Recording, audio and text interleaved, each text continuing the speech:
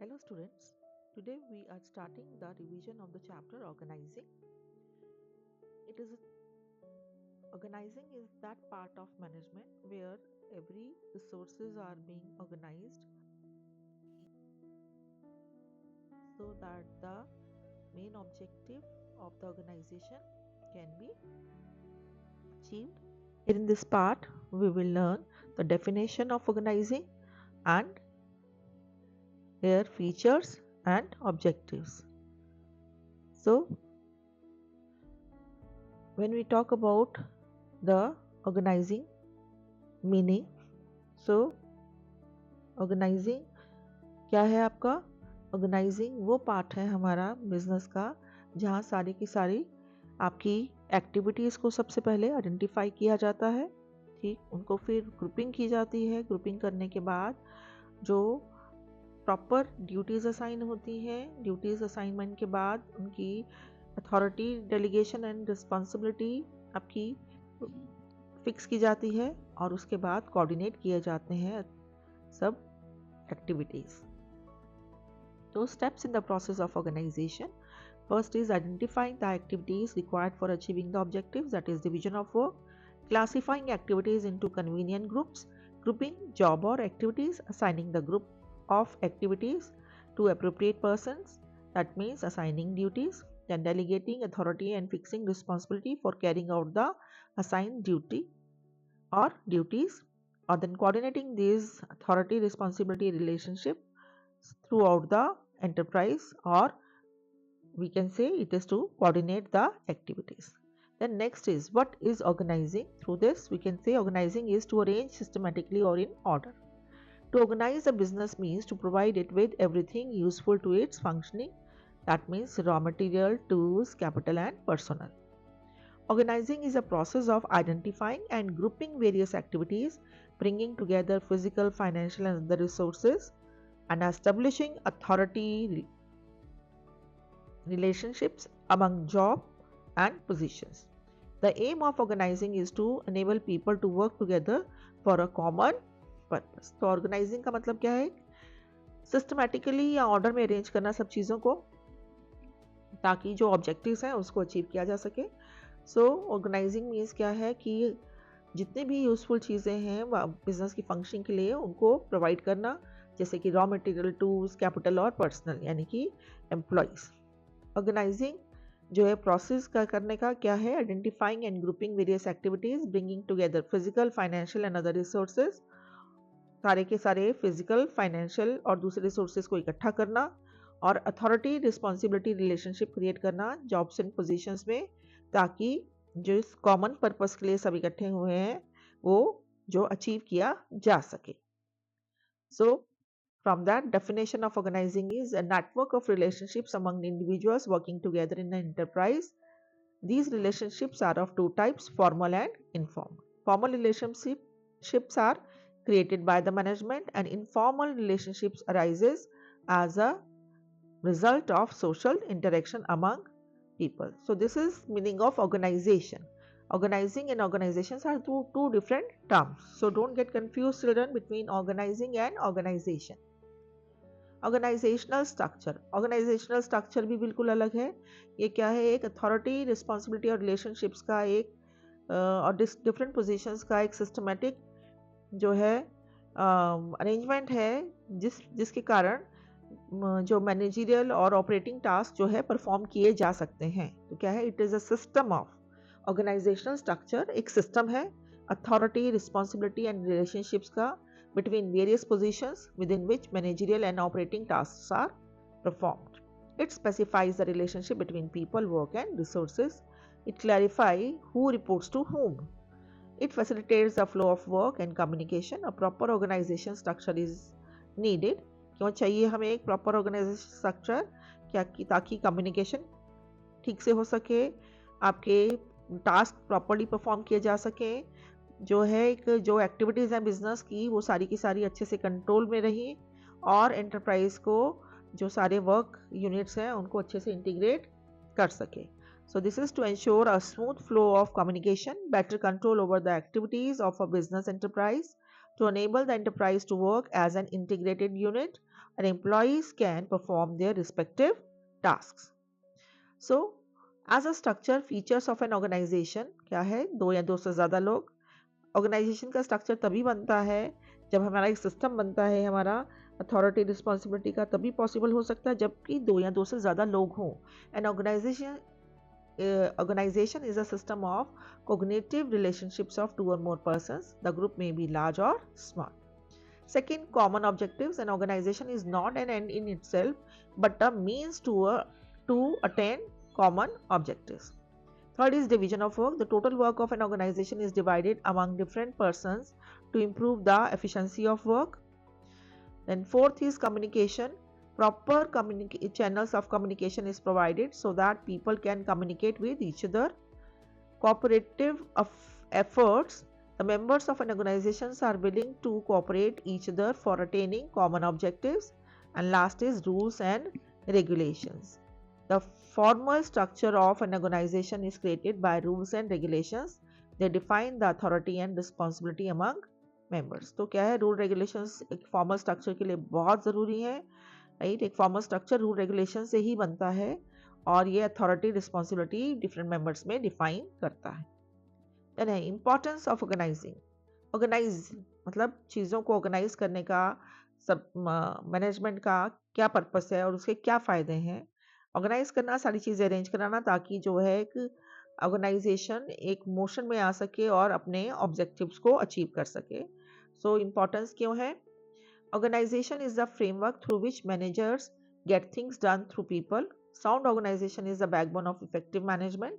Organisation is important due to the following reason. So एक framework है जिसमें managers अपना काम लोगों से करवाते हैं और ऑर्गेनाइजेशन को हम कहते हैं एक बैकबोन है, राइट, ताकि जो है मैनेजमेंट इफेक्टिव हो सके. तो first point, importance of organization is specialisation.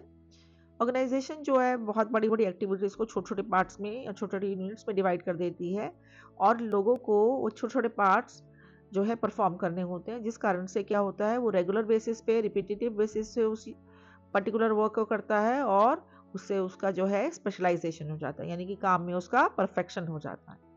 Specialisation, organizing divide broad activities into smaller activities. Each person performs only these smaller activities. Due to performing these specific activities on a regular basis or repetitive basis, a worker becomes specialized in that particular activity. Then second is optimum use of human resources. So all jobs are clearly defined and differentiated. This helps selection of employees, putting the right person to the right job. This enables better use of human talent and job satisfaction among employees and also avoids duplication of work and overlapping of responsibilities.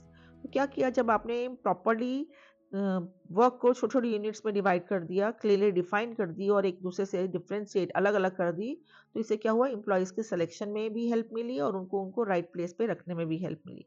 इससे क्या हुआ, human talent पूरी तरह से use हुआ, उनको job satisfaction मिला और वो अपना जो है बेटर वे से अपने काम को परफॉर्म कर सके. तो इसलिए ह्यूमन रिसोर्स का यहाँ पर अच्छे से यूज़ हो जाता है और इससे डुप्लीकेशन ऑफ वर्क भी नहीं होता और ओवरलैप नहीं होती रिस्पॉन्सिबिलिटीज़ की. Third is coordination and cooperation, right. Coordination का मतलब क्या है कि हर काम को एक सीक्वेंस और एक सीरियल में, ताकि एक से दूसरे काम को हेल्प मिले, रादर कि एक काम दूसरे में जो है कोई अड़चन पैदा करे. एंड कोऑपरेशन है कि सब आपस में एक दूसरे को कोऑपरेट करें, एक दूसरे के साथ मिलकर काम करें. It creates clear cut relationship between the departments and helps in laying down balance emphasis on various activities. It brings coordination on the various departments.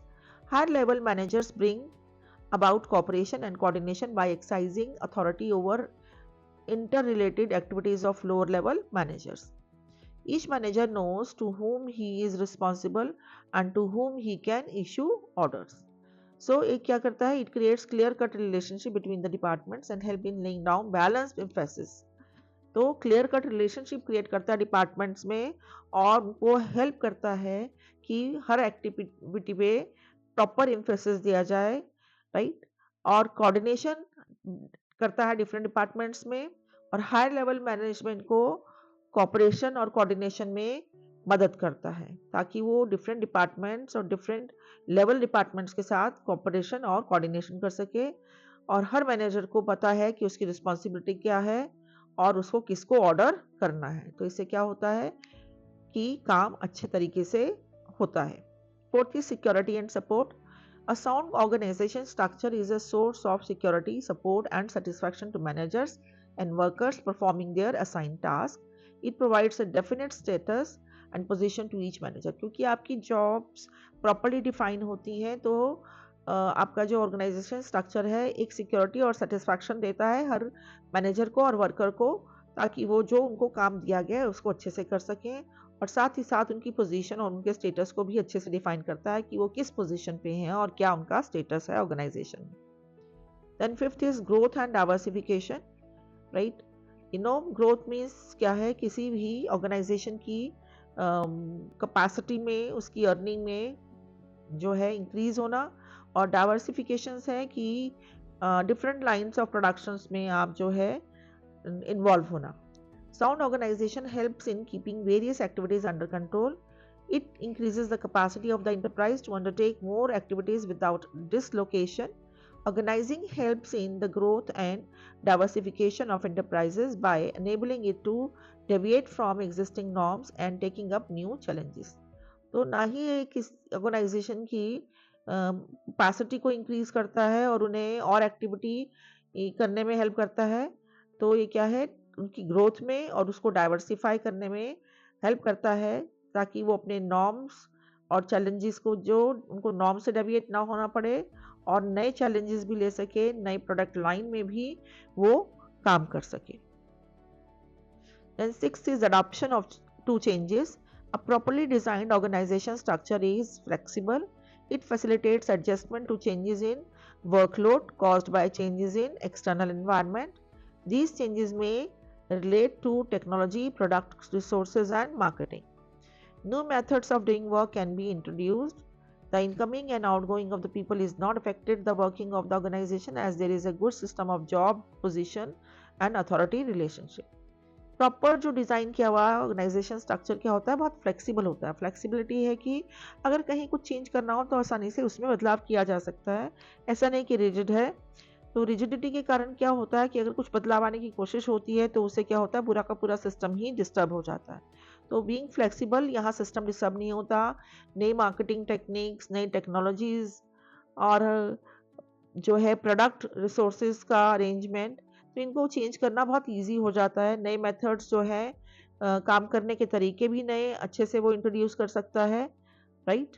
तो एम्प्लॉयज़ के आने जाने से, नए एम्प्लॉयज़ के आने से, पुराने के जाने से वर्क की क्वालिटी में और क्वांटिटी में कोई फ़र्क नहीं पड़ता है, क्योंकि आपकी हर जॉब पोजीशन और जो है अथॉरिटी रिलेशनशिप बहुत क्लियरली डिफाइन होता है, जिससे जल्दी से रिप्लेस करना किसी को भी आसान होता है और काम अफेक्टेड नहीं होता। Seventh point is training and development of personnel. Organizing जो है स्टिमुलेट करता है क्रिएटिविटी। ऑर्गेनाइजिंग से क्या हुआ, आपने प्रॉपर पोजीशंस दी हर किसी को अपने अपने काम के लिए। जो है एम्प्लॉयज़ को उनके स्किल के बेसिस पे एक पोजीशन दी जाती है।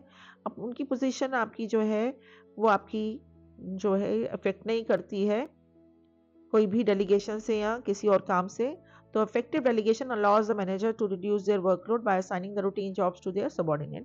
और क्या होता है, जब मैनेजर्स को अपने काम में कंसंट्रेट करना है तो उसके पास अथॉरिटीज़ ज़्यादा हैं, तो अपनी अथॉरिटीज़ को नीचे डेलीगेट कर सकता है, जिससे उसकी क्वालिटी ऑफ वर्क भी बढ़ जाएगा और काम भी अच्छे तरीके से कराया जा सकता है।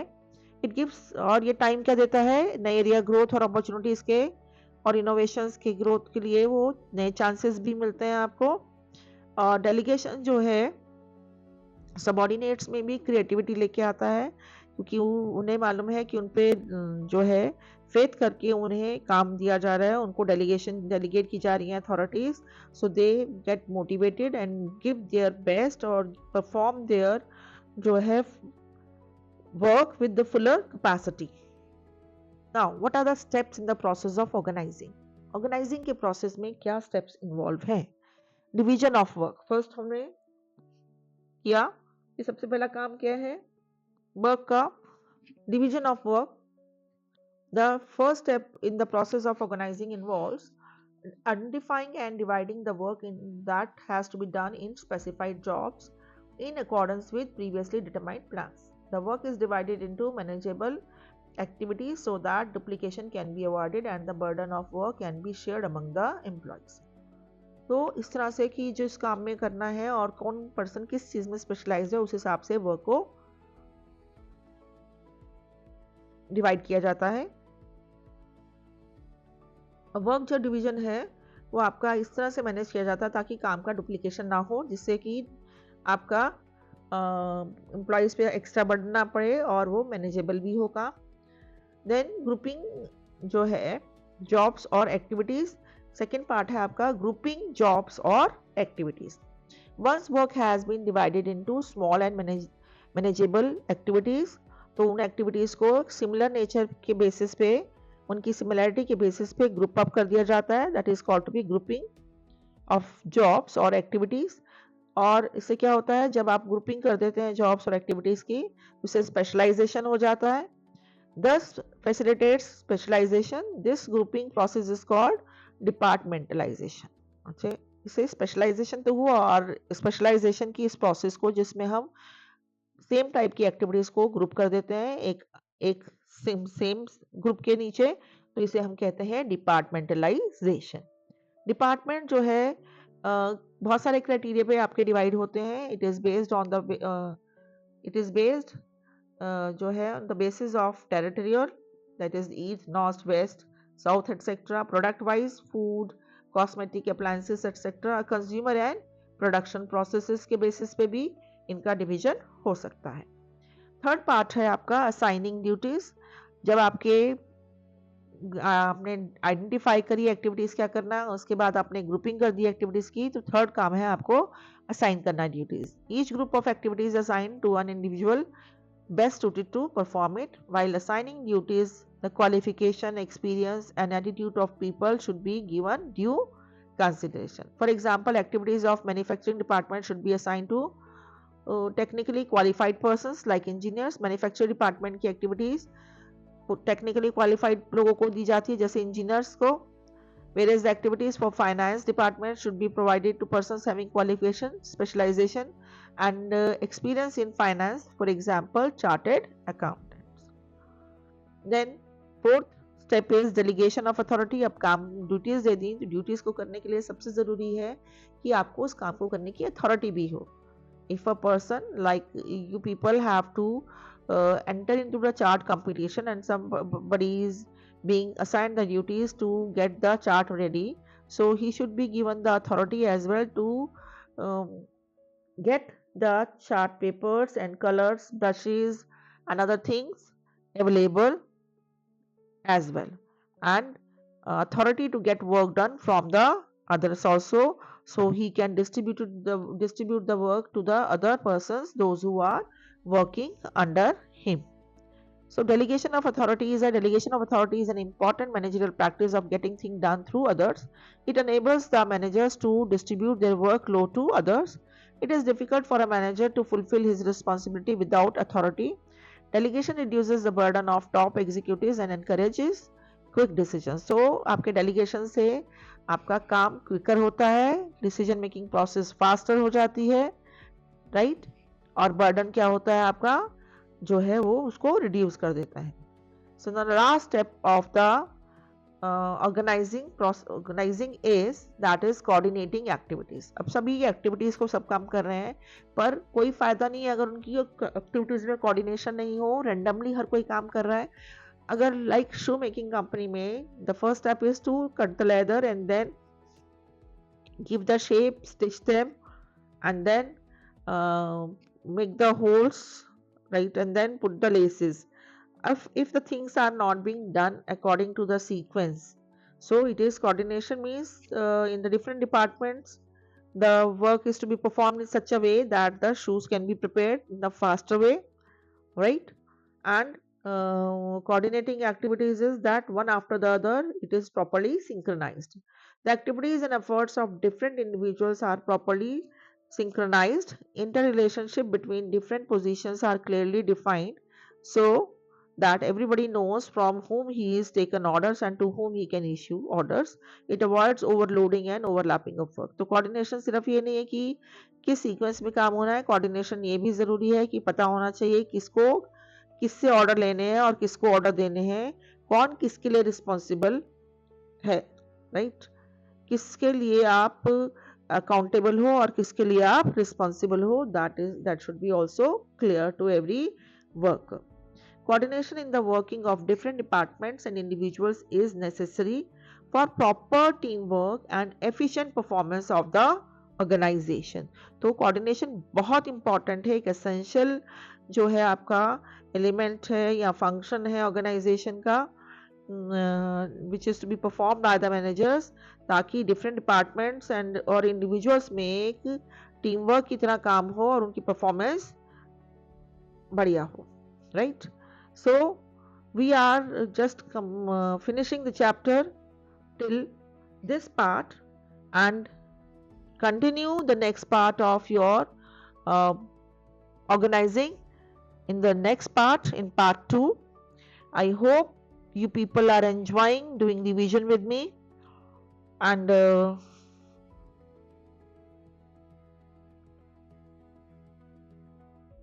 soon we will do the rest of the part of the revision of this chapter. Thank you, students, and last and not the least, like, share and subscribe the video. We soon meet again in the second part of the organizing. Thank you very much.